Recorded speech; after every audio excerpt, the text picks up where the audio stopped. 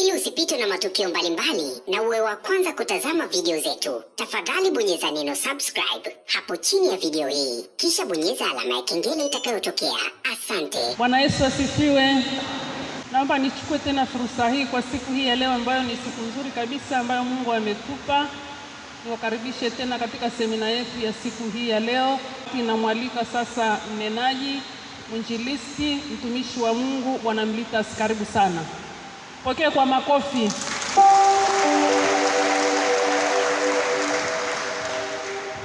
Yesu apewe sifa. Hebu tumshukuru Roho Mtakatifu aliyetujalia neema hii ya kipekee sana katika juma hili, juma la Pentekoste.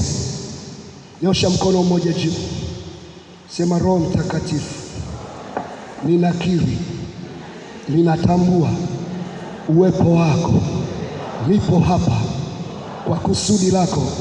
Sema na roho yangu, nifundishe, nionye, nielekeze, nishike kwa mkono wa haki yako, unionyeshe yanipasayo, ili nikayatende katika uzuri na utakatifu wako. Amen. Leo kwa mujibu wa ratiba tulio nayo juu ya habari ya juma la Pentekoste, tunakwenda kuangalia kipengele ambacho nimekiongezea nyama, nikakiita hivi: ijue nafasi ya Roho Mtakatifu katika maisha ya maombi. Mtambue na kumtambulisha Roho Mtakatifu. Nisaidie kumwambia jirani yako, mtambue na kumtambulisha.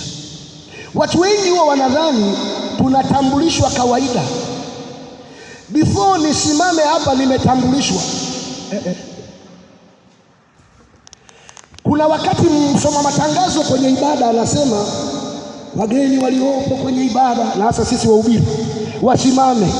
Yaani ni mgeni, ni mara yangu ya kwanza, lakini nimeuchuna tu na ngoja nini kutambulishwa. Mwangalie jirani yako, mwambie mtambulishe Roho Mtakatifu. Si kwamba hayupo, yupo. Sio kwamba hajui kazi zake, anangoja utamtambulisha, utamtambua. Ndio maana watu wengi wakiomba Baba wa mbinguni hawamtaji Roho Mtakatifu. Mwangalie jirani yako kwenye macho. Sababu kubwa watu wengi hawamtambulishi, wanadhani Roho Mtakatifu ni mdogo. Sikiliza, Mungu tunayemwabudu ni Mungu katika utatu mtakatifu. Ni Mungu mmoja kwenye nafsi tatu. Ni Baba, ni Mwana, ni Roho Mtakatifu. Roho Mtakatifu kuwa nafsi ya tatu haimaanishi ndio mdogo. Sometimes anaitwa msaidizi, haimaanishi ni mdogo. Ni kama tu mwanamke ndani ya nyumba, unajidharau kwa sababu wanakudharau, lakini nataka nikwambie mwanamke ndio nyumba yenyewe. Na Biblia inasema wakati Mungu anaumba Adamu na Hawa, akamtazama Adamu akasema, nimtafutie msaidizi. Tena sio tu msaidizi wa kufanana naye. Huwa nawakataza vijana wengi wasiombe hivyo: Baba wa mbinguni, naomba unipe mwanaume wa kufanana na mimi. Na wakatazaga, nawaambia, maana sijui unafananaje, maana kama ni pumbafu utapewa pumbafu. Kwa hiyo Mungu akaamua kumtengeneza mtu anaitwa mwanamke awe msaidizi. Haimaanishi ni mdogo sana, umebeba kitu kikubwa mno. Mwanaume hata akiwa na kitambi kirefu, nakwambia ikifika miezi 9 hazai, lakini mwanamke tumbo lake, ana tumbo la chipsi, ana tumbo la pilau, na ana tumbo la uzazi. Wamama wapigi makofi sijui na nini, ndio vile unavyojidharau. Sasa Roho Mtakatifu ni wa kupewa heshima, ni wa kutambulishwa, anataka atambulishwe. Ndio maana Yesu kabla aondoke aliwatambulisha wanafunzi wake, akawaambia, yafaa mimi niondoke, nisipoondoka huyo msaidizi hatakuja, na huyo msaidizi hachukui mambo yake. Sisi ni umoja, Baba, Mwana na Roho Mtakatifu, tuna ushirika. Halo, saidie kumwambia jirani yako nafasi ya Roho Mtakatifu.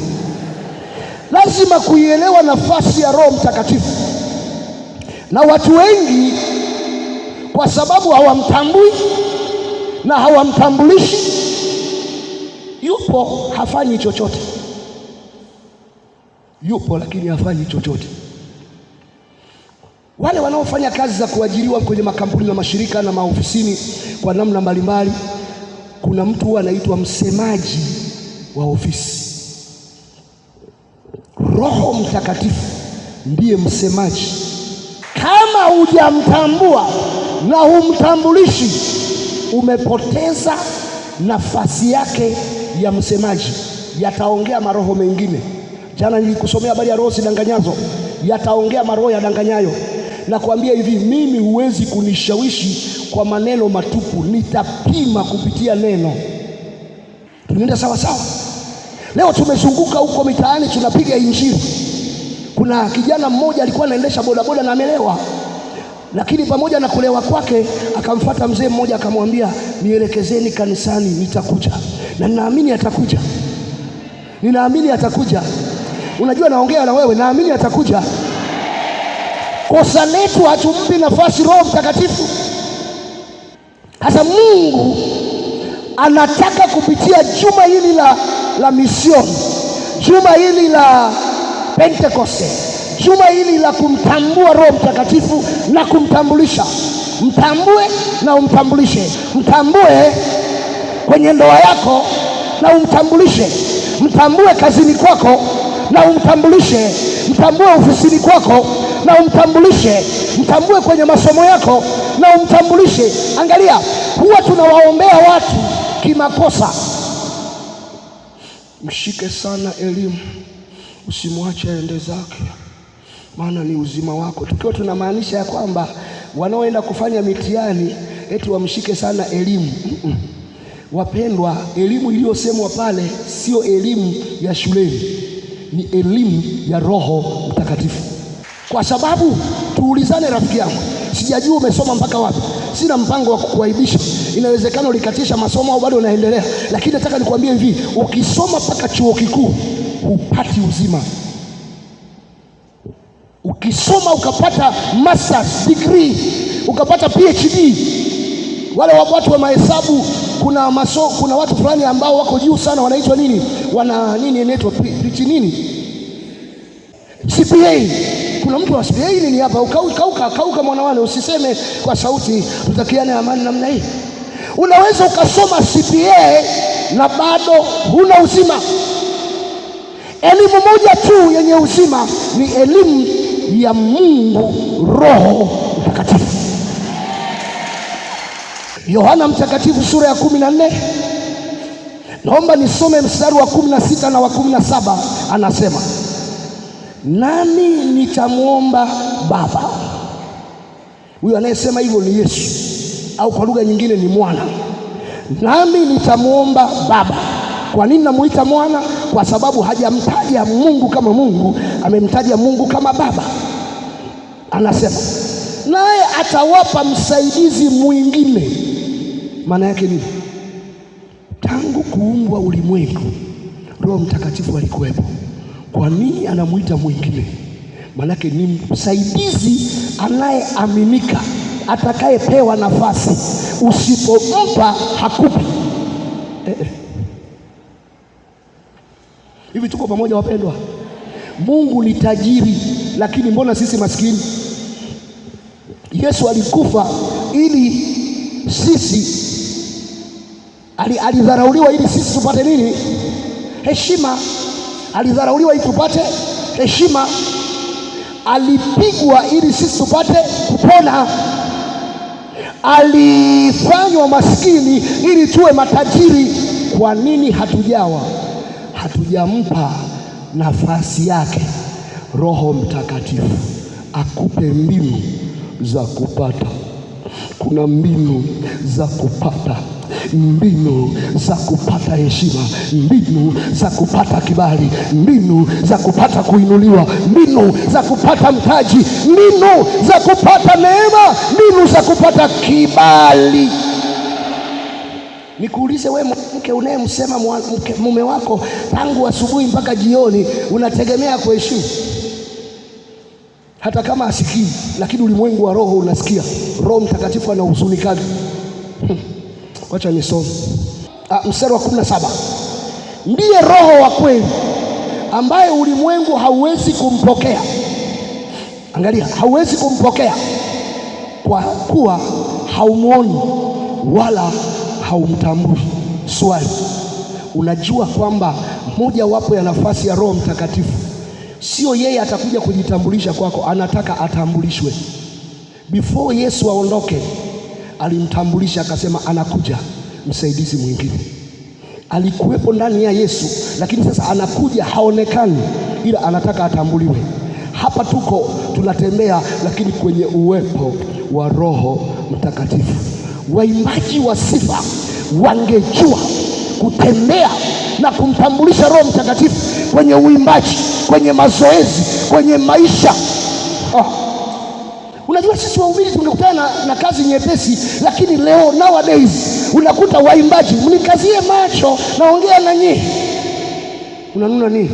Unataka kunitia wasiwasi kwa sababu ya kununa kwako? Hapo kinuna ndo nakaza mwendo. Roho Mtakatifu anatakiwa atambulishwe. Wangapi wanamtambulisha kwenye ibada? Hawamtambulishi. Mara nyingi wakianza kuimba wanasubiri mpaka watu wafike, wakati hatuwaimbii watu, tunamwimbia Roho Mtakatifu, ya kwamba watu wapo au hawapo, tunamwimbia Roho Mtakatifu. Hatutakiwi kutegea, tunatambua yupo, tunamtambulisha. Roho wa Bwana pokea sifa milele.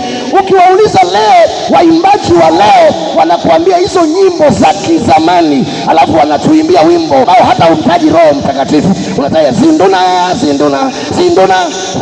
na usikana nini? Tambulishe zinduna uone kama atakupa nguvu. Waimbaji mnanuna nini? Mwambie jirani yako umeelewa. Kama umeelewa basi ampe Yesu makofi. Haleluya, haleluya. Sikiliza, Roho Mtakatifu anataka ushirika. Ukitaka kufanya jambo, mshirikishe. Wamama wengi wanaolia kwenye ndoa walianza kuolewa kabla hawajamshirikisha. Anaanza ndoa, yuko ndani ya ndoa, ndio anasema baba tuende pamoja. Wapi? Mwambie baba, nimemuona huyu baba mrefu. Na wanawake wengi wanapendaga tolo. Sijui tolo wanamtakiaga nini? Takieni amani yaishi. Nimemuona huyu baba, nasikia nafsi yangu. Unajua kuna watu, Roho wa Bwana amenigusa. Kuna mtu aliniongopea na nikashuhudiwa moyoni amesema uongo, ila kwa sababu kamtaja Roho Mtakatifu kwenye jambo sio lake, nikamwambia una uhakika ni Roho Mtakatifu? Anasema na akajisahau. Hakia, kuna saa ulazimiki kusema Roho Mtakatifu kasema, unalazimika kusema ninawaza, kwa sababu Roho Mtakatifu ana uwezo wa kutumia kama wazo yako. Kuna saa ulazimiki kusema ninawaza, unasema ninatamani. Roho Mtakatifu anaweza kaingia kwenye matamanio yako, lakini jambo la thamani umemshirikisha ya kwamba mwanao aende hiyo shule, au umempeleka hiyo shule kwa sababu una ada